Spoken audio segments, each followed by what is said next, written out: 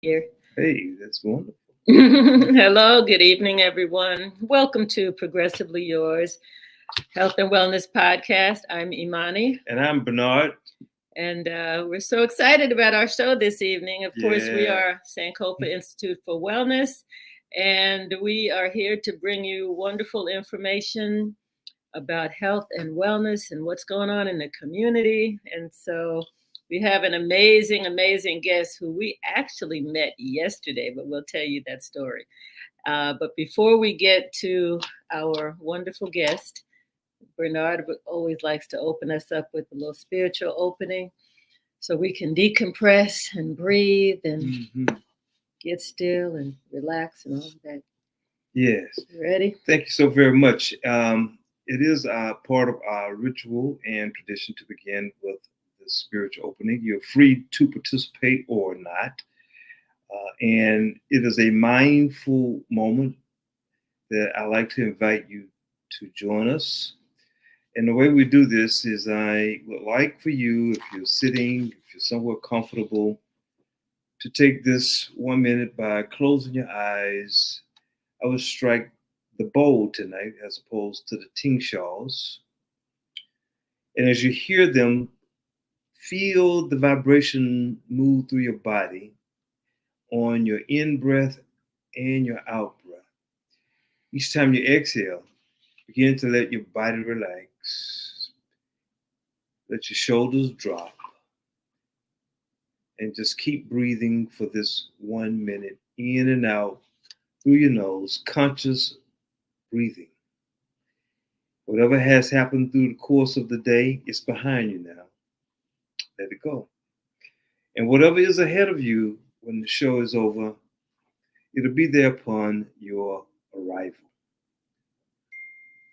This is your time in this space and in this place where there is no judgment and nothing is required.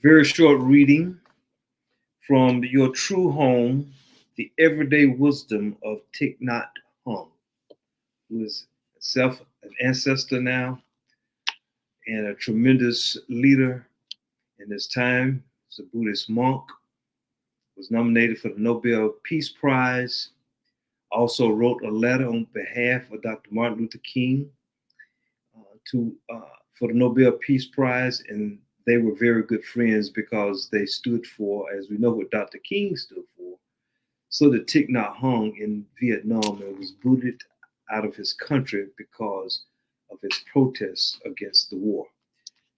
Today, these words on our inheritance, number 193. our inheritance. We contain all the beautiful qualities and actions of our ancestors, and also all the painful qualities as well. Knowing this, we can try our best to continue what is good and beautiful in our ancestors. And we will practice to transform the violence and pain passed down to us from so many generations. We know that we practice peace not only for ourselves, but for the benefit of all our ancestors and all our descendants. This is our inheritance, to be light workers, agents on a mission for peace and transformation and healing, to help alleviate suffering and pain in each other's lives. It is indeed for the ancestors. Ashe. Ashe. Namaste. Namaste. Amen. Amen. You know, the story just came to me about my experience with Thich Nhat Hanh. I went to this nail shop one time. It was a former job. Gosh, this must have been, 20 years ago at least. And it was a real small place. And the proprietor was a gentleman, came and sat with me and started talking to me about Thich Nhat Hanh. He may have even given me a book. I mean, he was so deep in and just really wanted me to understand who this man was and his gifts to the world. And I didn't go back to that shop maybe for, a month or two. I went back and I remember asking the lady, I guess his wife, I was like, where is the guy who I think your husband? And she said, oh, he died. He's no longer here. And I'm like, wow. I was like, okay. So I went that day because I was supposed to meet him because I was supposed to learn about Thich Nhat Hanh. I can't say it, Thich Nhat Hanh. And what a beautiful person, very beautiful person. And I was just grateful that he shared that wisdom with me. Yeah. When Dr. Mark was working with me in reading my ancestral pool through the dish with the can't think of the name of it. He used, you freeze the dish after taking the petri dish. Yeah, the petri dish. And Dr. Mark had taken a swab of DNA, put it in this petri dish, put it in the freezer overnight for 4 hours, and then took pictures of it.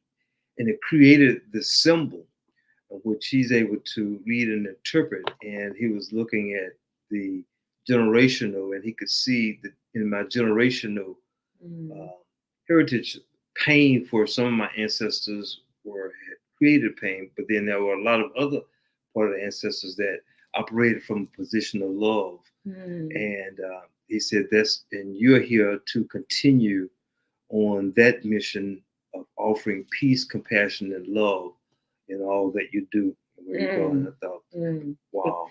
With grace and gratitude. With grace the way and you gratitude. do it. Yeah. Thank you. So you're welcome.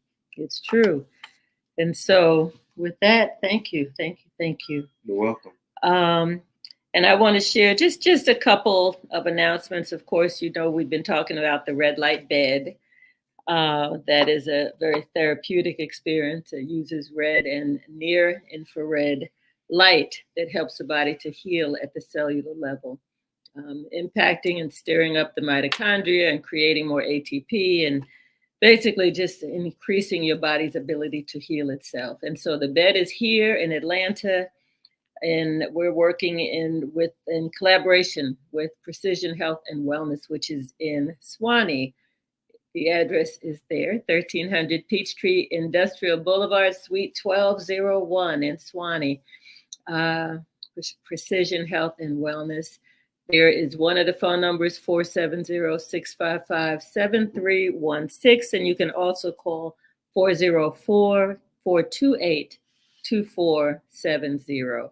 So we encourage you to come. We've got all kind of discounts and packages, and people are starting to line up to come and experience the bed. Yeah. So we're loving it. We want to be able to share it with the community. Not everyone is close to Swanee, but there's traffic everywhere in Atlanta. If you're anywhere in the Atlanta metropolitan area, if you come to visit, definitely give us a call. We'll get you on the schedule. That's right. Thank you. All right. Yeah. You're welcome. So with that, we can go ahead and introduce our guest, our man of the hour. Mm-hmm. Yes, Mr. Bruce C. Carter. And his tag is the Great Unifier. Yeah, we met Bruce yesterday, literally about 24 hours ago. IMANI and I were guests on WAOK, and Bruce was there in studio, and we began to listen to his story that IMANI is going to share in a moment through introducing him to us. And IMANI and I looked at each other. The person that was scheduled to come had canceled, and she said, yesterday. We said, let's ask Bruce. And with his bubbly personality, you could feel the energy that he was going to say, let's do it. And he did. And we were so excited about that. And in my meditation, literally yesterday morning, as I was riding to the Y to work out, the meditation was, everything happens in perfect time. Mm-hmm. Everything. And I kept thinking about that throughout the day. And I shared with IMANI, I said, wow, this happened in perfect time. So it is intended for Bruce to be with us this afternoon.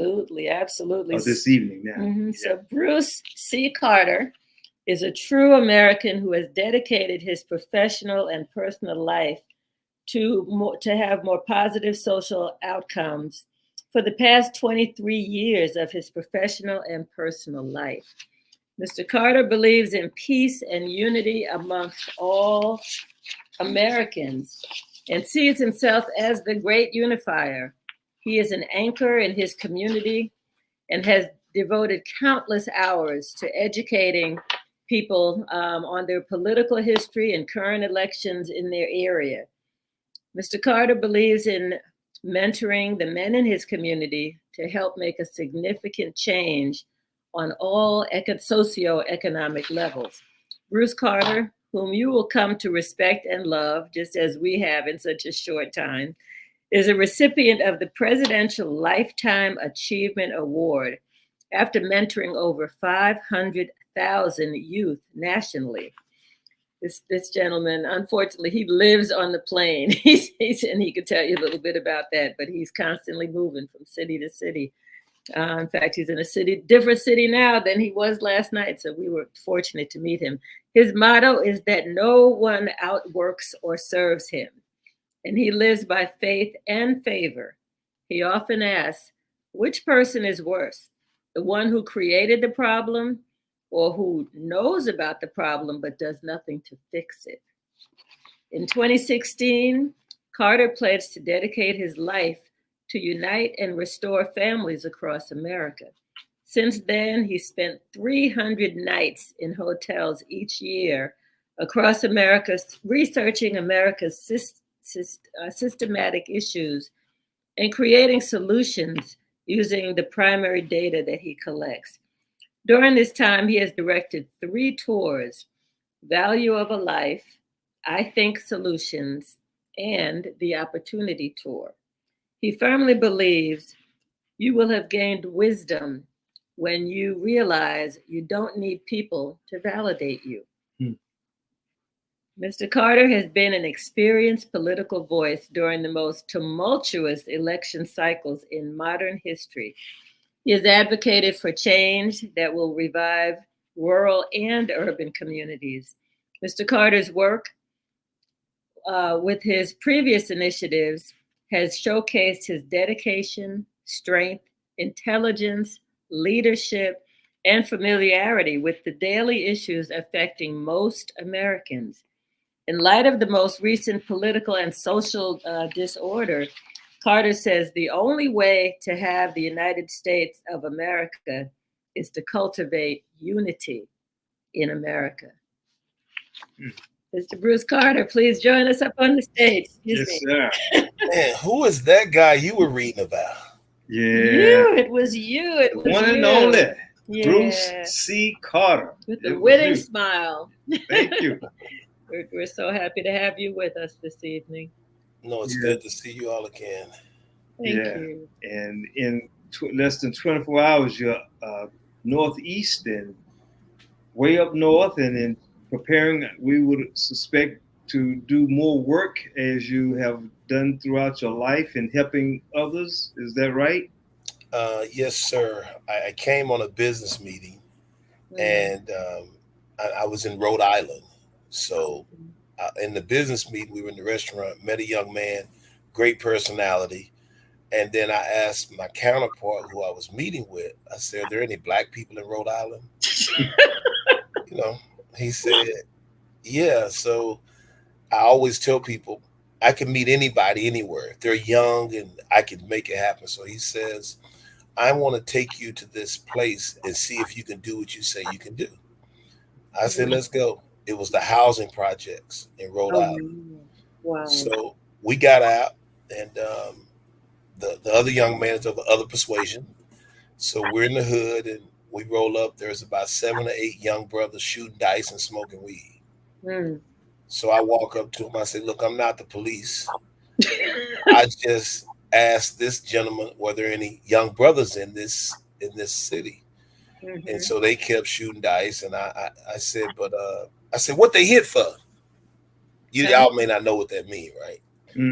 Like, I want to participate. Oh, okay. So I pulled some money out. They were playing 4, 5, 6, or in New York they call it CeeLo, with the 3 dice. So the guy said, no, this is 1-on-1. So I could tell the guy that was selling the drugs, because he had the big wad of money and everybody gave him respect. So he wanted more money. I said, okay, I'm going to play now. He said, I'm finna get some of his big money. I said, okay. So he said, what's your rules? I said, no, I'm in your place. What's your rules? They gave me the rules. I said, you want me to go first? He said, yeah. So I went first and I won. So he had to give me $100. Wow. Then when you win, you keep shooting. So I said 4, 5, 6. I threw the dice out there. It was 4, 5, 6. He gave me another 100. Wow. I took the 200, gave it back to him, and said, I didn't come here to win your money. I came here to meet y'all. So now I got everybody's attention. He looked at his hand and realized it was real. A gentleman came out who was there with him. He said, man, I just got out of prison. I went on a RICO charge. I did 7 years, just got my monitor off.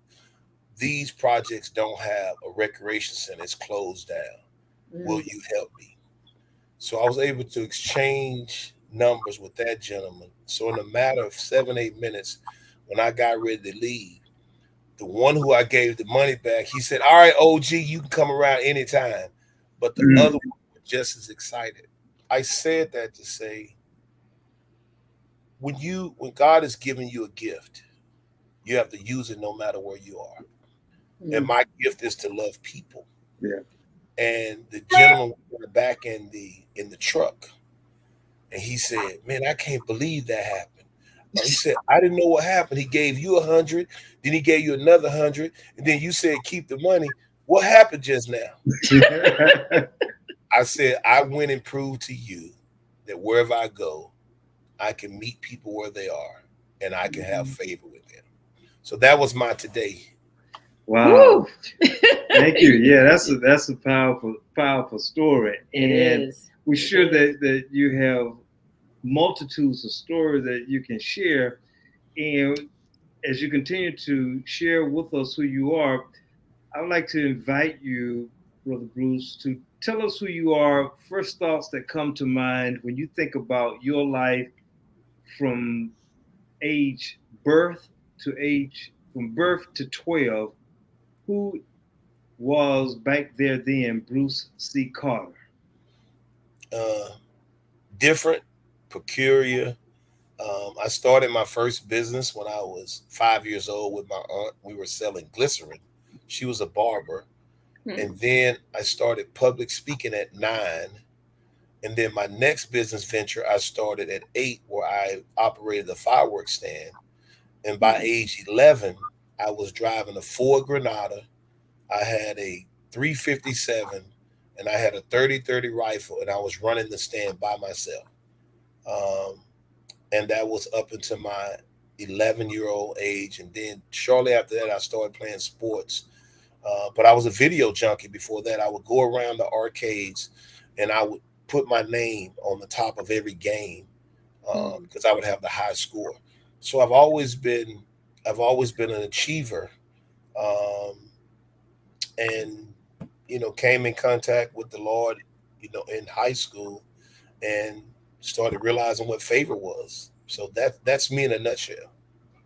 Who was who, if you could pinpoint one or two people, who were the people that influenced you in terms of the entrepreneurial spirit, as well as the giving and caring spirit, wanting to make a difference? I would say my aunt, who was a barber, Mhm. is who I started business, and she always kind of was doing her own thing.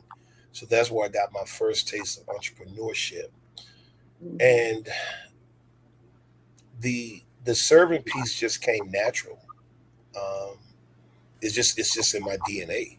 So I can't Mhm. say that any one person taught me to do it. It Mhm. just I was raised by my mom, my grandmother, my great grandmother. Um, you were always mannerable. Um, you cleaned up after yourself. But as Mhm. far as the heart of a servant, I think it was put inside of me at birth. It's one of those, may have just been in your DNA.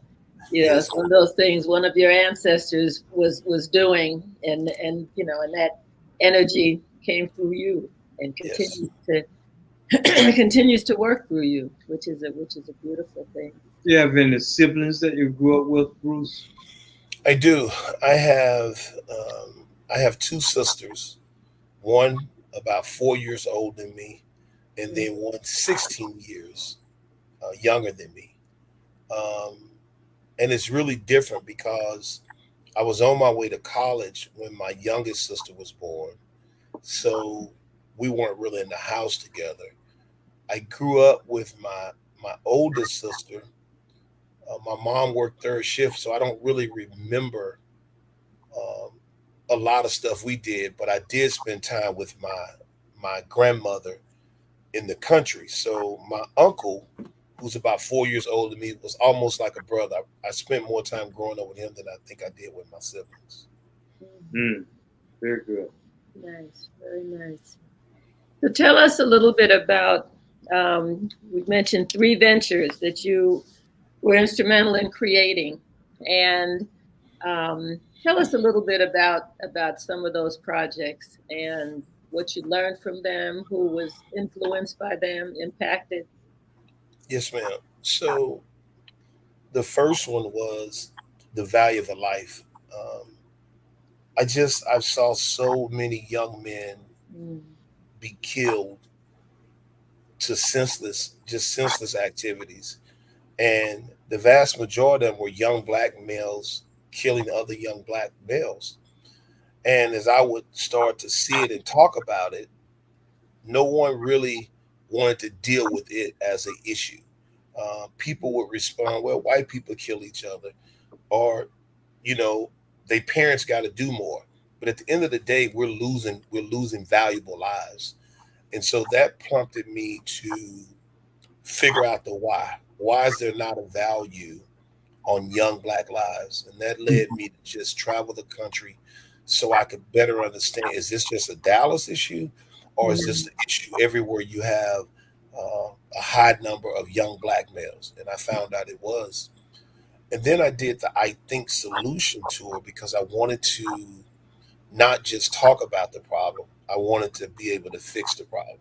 Mm. So I don't like programs because people keep programs so they can sometimes keep funding.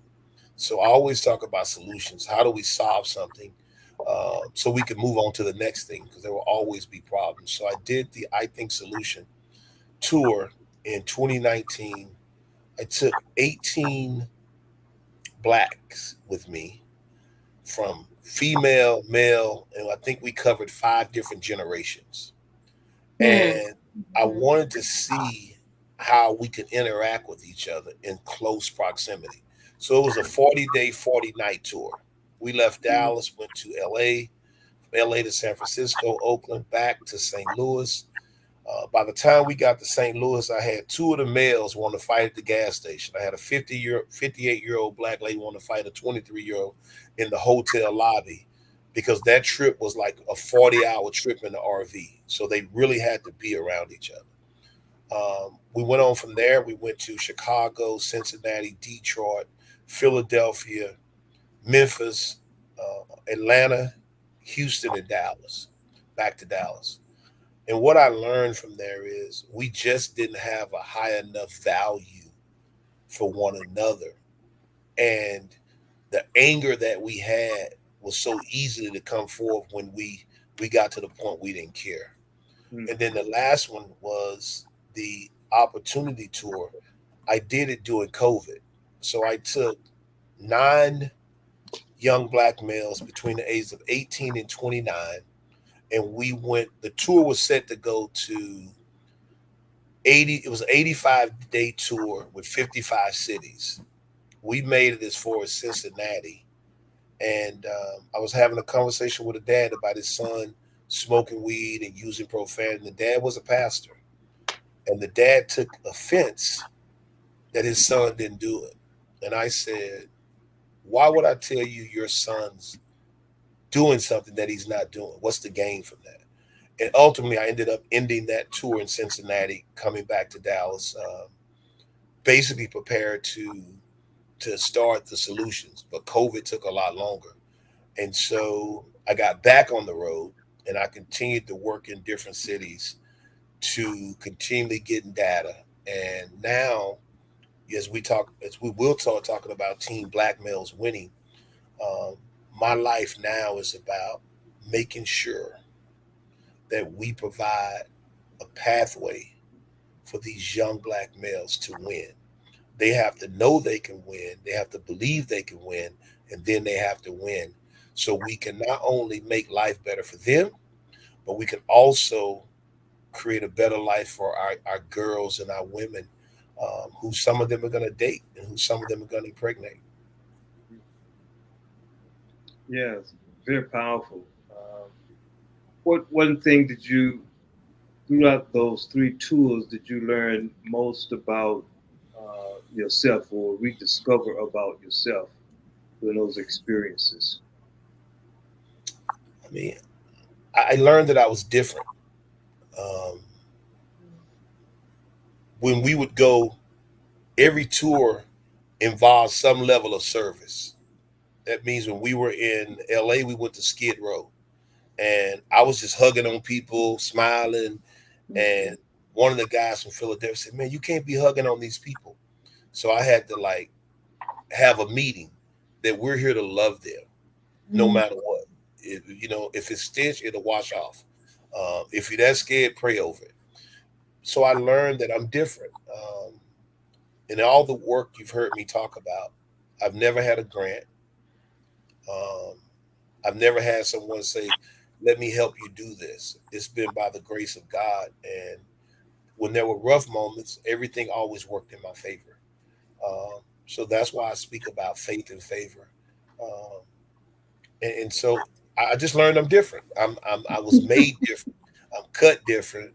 Um, to give you an example, and it should not be this way.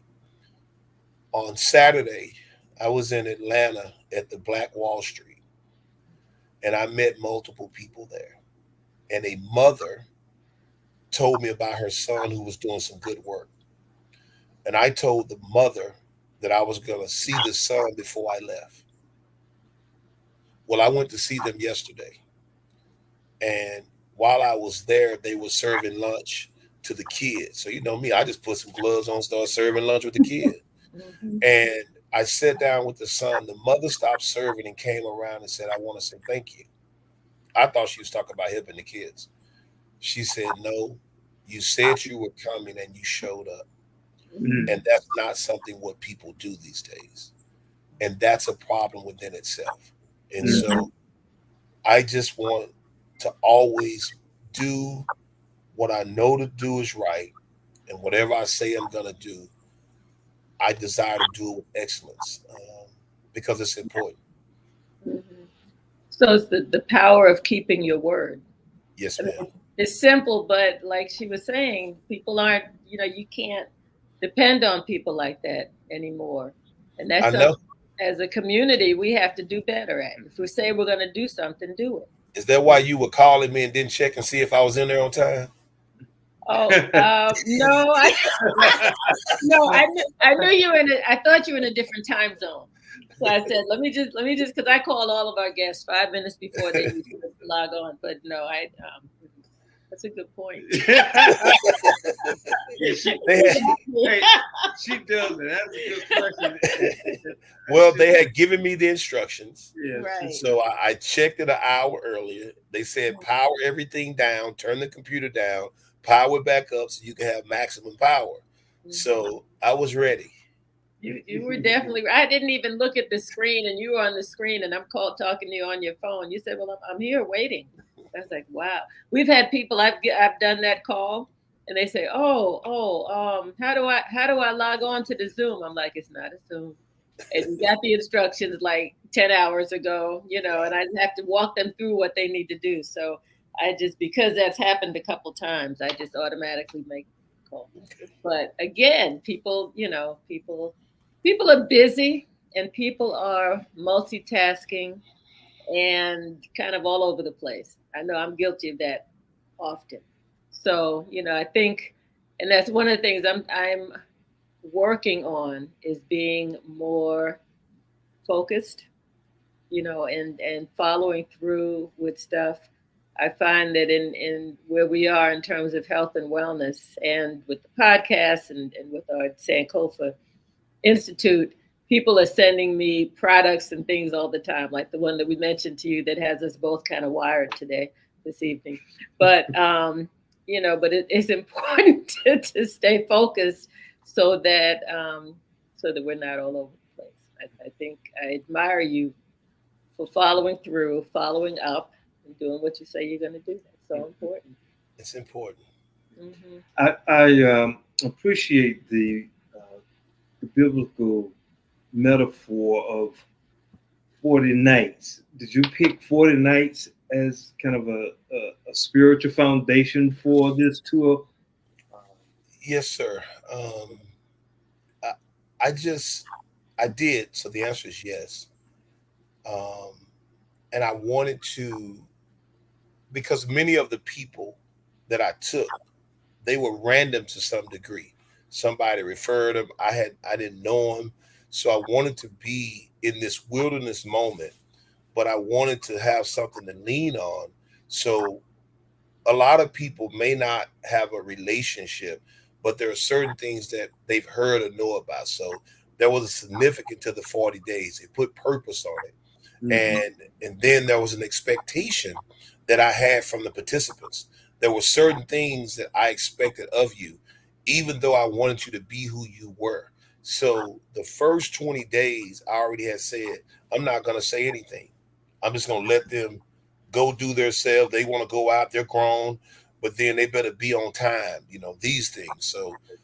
So then when we got to the halfway point, I started talking about, because some of them were older than me. I started talking about purpose and who we are, or what the tour is about, why I'm here, and how they should be at least some example of the director of the tour, or if not, they're just wasting time and collecting money because it's going to be hard for them to create the impact.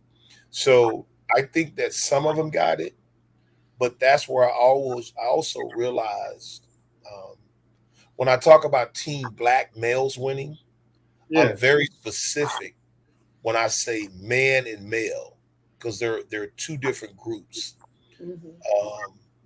I realized that some of the people that were my age or older, they still hadn't reached manhood because they had no accountability. And then I believe in accountability, so it caused conflict. Example, for the bus, I hired two individuals who were supposed to have CDL driver's license. Now, I met one because I was speaking at a school. Another one, his mom had worked for me, so I took him at their word. Well, over time, one of them didn't even have a license, period, because he got to brag, and I ain't never had one. I'm not gonna get one. But you drove my bus. Ooh. On the bus, these two individuals were going back and forward trying to make sure they drove equally. So I ended up driving more than the two drivers because I was tired of hearing them go back and forth with each other. Wow. Then I found commonalities. Now, both of these are able bodied men or males, whatever they were, who got food stamps, who lived with the woman, who had no steady income, who thought they was a player.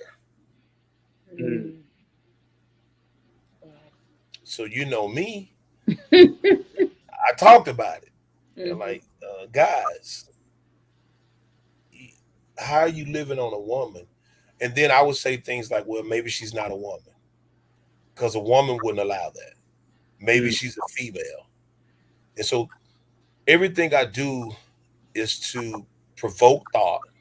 That's number one.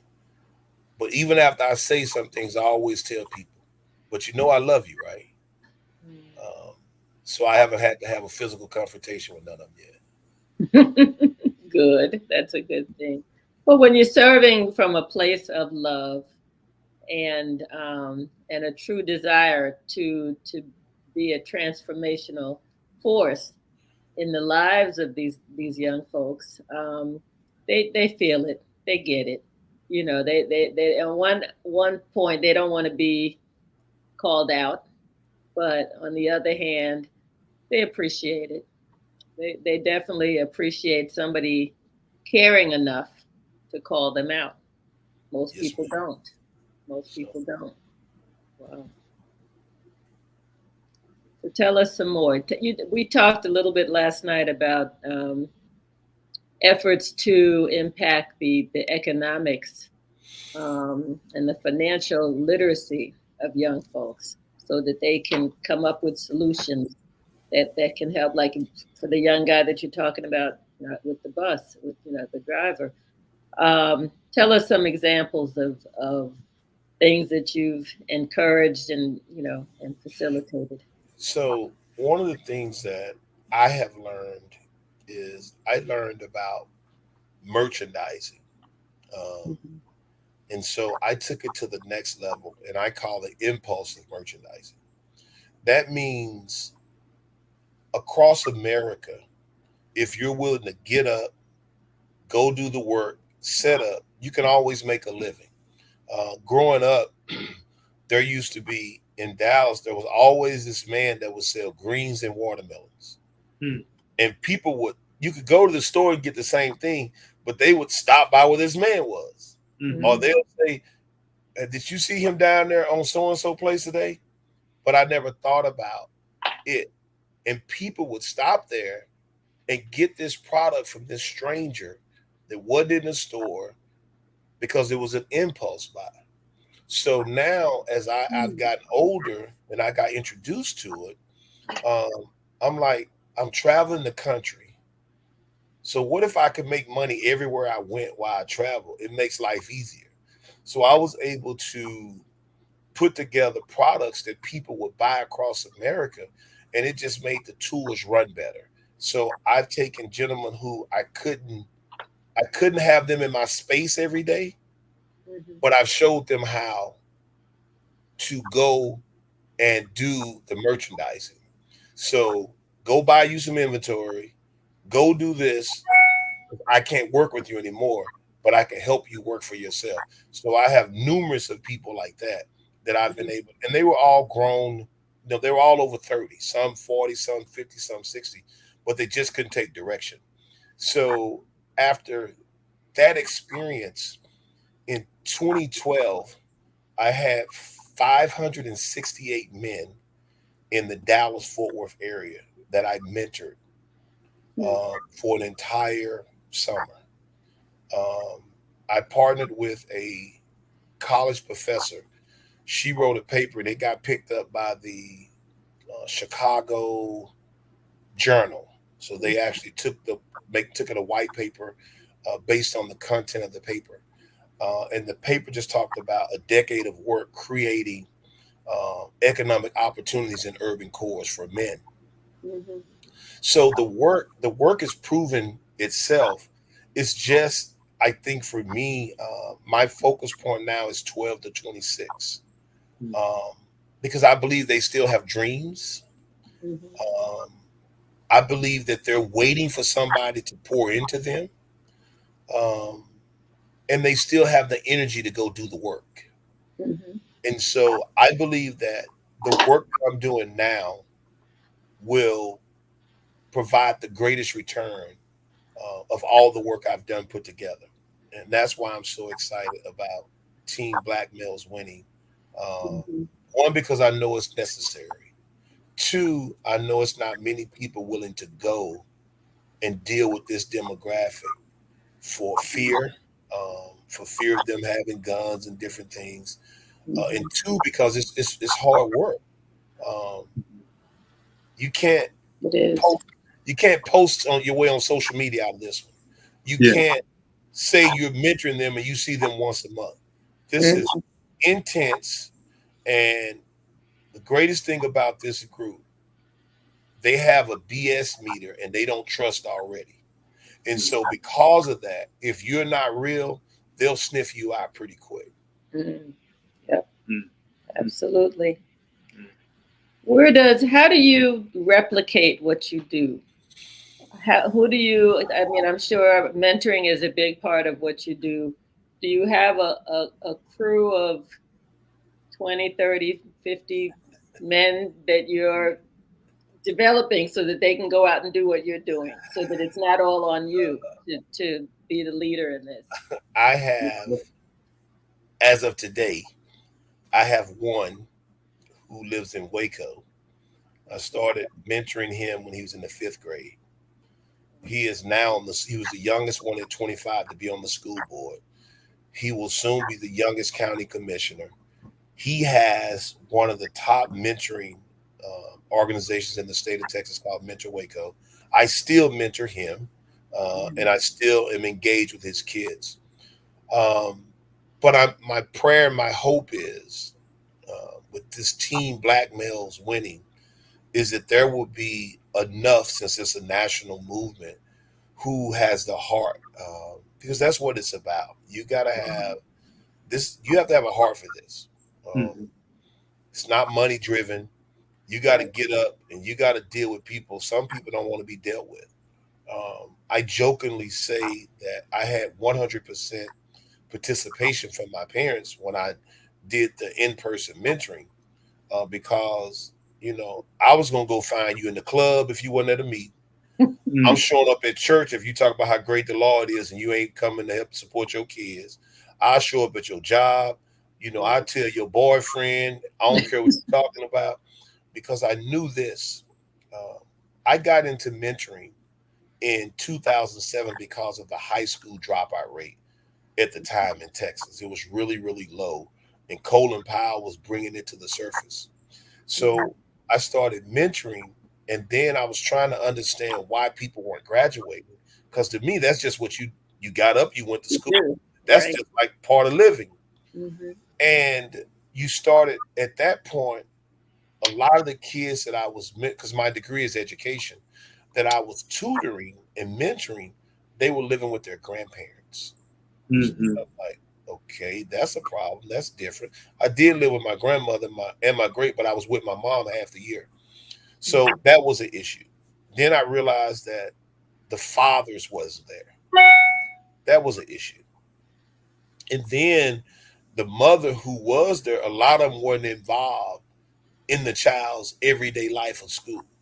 So I started saying, I got to make sure that the foundation that the kid had was so good that even if the adults failed them, my kids would succeed. And so when I would talk to them, I would say, I want to make sure you have what it takes to survive. You do not go to high school and let a teacher miseducate you or not educate you, because you didn't go there to get a diploma. You went there to get an education. And if it's not happening, let me know, and I'll be at that school. And it worked. And so now these young people, they trust me. And I hope I can duplicate this in this movement. And where I got one out of my first 10 years, hopefully I can get 1,000 out of the next 2 or 3 years, because there's a different way to mentor them. Mm-hmm. And there's probably a lot more than one, but it'll come back to you in different ways. You'll see them on TV, or you'll see them doing things in their community. It's like, wow, that was one of my kids. You just never know how you touch people when you're planting seeds like you're doing.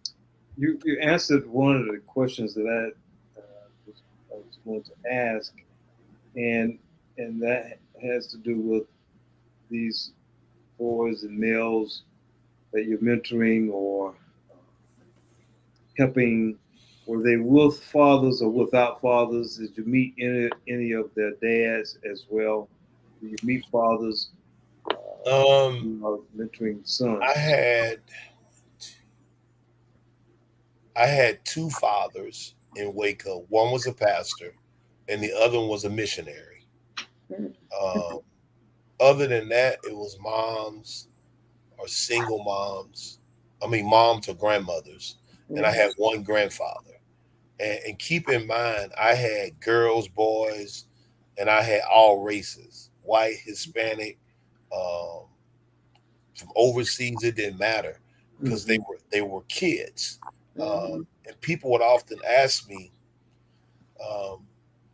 so when you're dealing with at-risk kids, I'd say all children are at risk, because if you think because you doing right by your child in the home, that child that's being neglected in the school could kill your kid. So your kid is at risk. So if we turn our back on one kid, we could potentially be putting our grandchildren, the people we love, at risk because of the life that kid has been dealt. And remember, children don't have the choice of who their parents are. Just like we didn't have the choice of our skin color. So we have to deal with the fact that, as far as our skin color, some people didn't like us. The children have to still get up and move and go, because that's part of their growth process. So sometimes, father or no father, I had to be your daddy. And that's what we got to do. We just got to find more people willing to be daddies, until we can start teaching man the importance of fatherhood. That's an important need, and it goes, like you said, across the country. It's not just one community.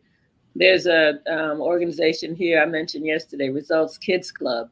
Yeah, and need to introduce him to Maurice. Yeah, I got to introduce you to Maurice Gadsden, because he's the same thing. I mean, his tagline is, "It's all about the kids," and he works in a community where it is mostly mothers that he's dealing with, and sometimes they drop the kids off. Like on Saturdays, you can go by there, and it's filled with children, and he's waiting for people to come in and do programs. I do classes there sometimes with him, and we're trying to set up a regular schedule now. But it's he says these kids are without dads, without fathers, and they look to him for that role in their lives. We're going to address that. We are going to address that, not a maybe.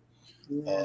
So we're going to address where we are now with fathers, and then we have to teach our young males about choices and consequences. Having fun, and I was one of those boys. So having fun or being reckless brought people to this earth. And then you no longer want to have fun, or you don't like her. You just forget there's a life. I thank God that I have great relationships with my daughters. I mean, they love their dad to death. And I started to understand the value of me being in their lives, so I'm a dad's girl. And I mean, like, it's whatever I got to do, I'm going to do. But I think we have to be able to show the individuals who have fathered children the value that they have when they're involved in their kids' life, and how important it is. however you highlight that. Some of what I'm going to do is men will know that they're being talked about and they're looked at different. Because at the same time, we also, sisters got to help us in this. Sisters got to tell other sisters what it's like when you have a child by somebody who's reckless, who won't show up, and how you got to protect the child that you say you love from that behavior. And then we're going to run campaigns all on social media about what it is to be a father who never becomes a daddy, because there's a difference, and how you're failing your child. And we're going to have a platform where young people can tell us, how much you miss your dad, or do you hate him, do you love him, or what could you say to you if you could say anything to your dad? What would you tell your dad? Some of them don't know him, but what would you tell him? And I hope that it has enough friction across social media, across TV, that a man sees it and it perks his heart to reach back into his child's life. And it has to start with, I'm sorry. I'm sorry. But you have to be sincere about it. And you got to dig in and you got to do the work, because that child is full of resentment at the time. But the kid still has the love that they want to give you, but they're trying to protect themselves and they're trying to figure out why. Because if you had multiple children and you were in the life of one, the other one would never understand why you weren't there for them. Right. That's right. So, Brother Bruce, we're running short on our time. What's the next for you, both as you continue this part of your mission throughout the country? What's the next for you as it relates to the political world? I have one goal, and I want to be clear. If anybody ever sees this, they see me. I have one goal, and I'm kind of like Malcolm X right now. By any and all means necessary, I want to extract as much money out of the political cycle. And I'm not just talking about the presidential cycle, I'm talking about governor races. Even if they're running for the dog catcher, I want them to have to talk to us, because at the end of the day, we need resources that we're able to reinvest immediately into our communities and into these young men if we're going to create the change we need. And so wherever there is money flowing, I want us to have a big enough voice so it flows into us. So that's what I'm concentrating on. That's what I'm building.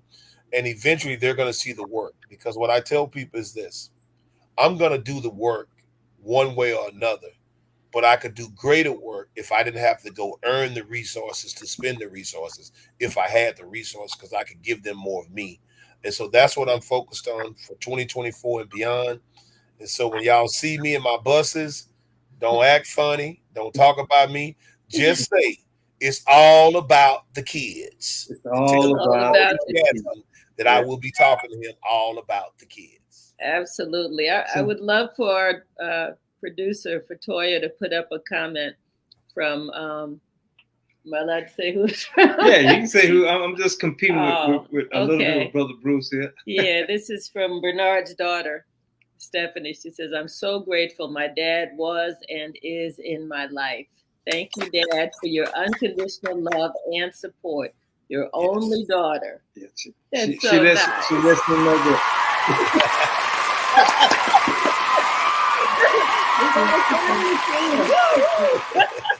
I love so we that. didn't know that. We gotta get. I know. Thank you. Yeah, thank you, Stephanie. Brother Bernard, thank you for being a great father and a great dad. You'll be part of this journey and this mission, because we need men who have done it right. Because we need for men to see how they are when their daughters and their children praise them, because it bubbles your heart up for them to talk about you as that. And then we're going to have men who didn't have a father in their life. And then we're going to have males who plan on becoming a father. And we're going to tell them that you have to go beyond father. You need to be a dad, because it's the dad who makes the difference. That's right. Sure. Amen. Sure does. Yeah, my adopted dad died when I was 11. And I looked up to him. I grew up as an only child, And I didn't meet my biological father until I was 30. And in 1986, and I kept pursuing that relationship. And finally, I heard him refer to me as I'm sitting here with my son in August 2014. And I'm here to tell you, just hearing those words, Bruce, and I was sitting at the table with him. It was the first time I had a meal with my father.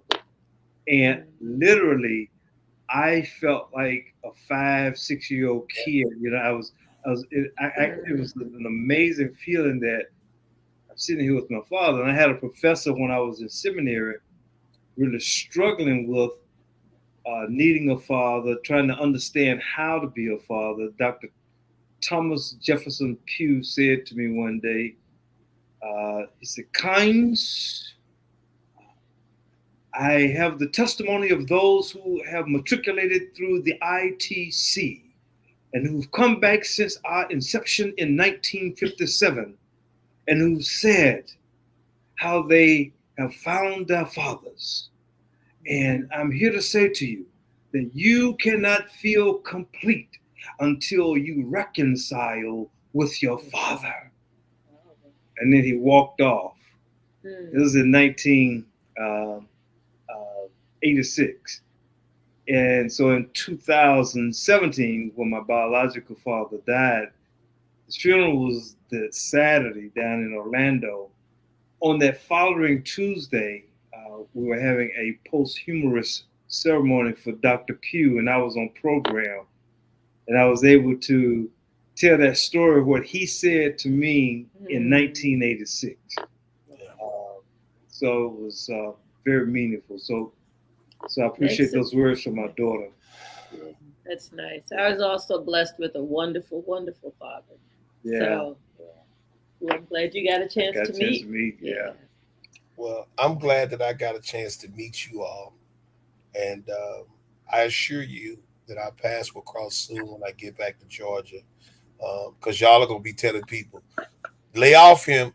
It's all about the kids. It's all about the kids. And we'll connect you with our network, and that'll be fun to do that. And I think we're supposed to do that. Got to introduce you to Maurice because you all have similar spirits. Yeah, you and Maurice must meet. That's just a given. Absolutely, he'll be your best friend you've never met yet.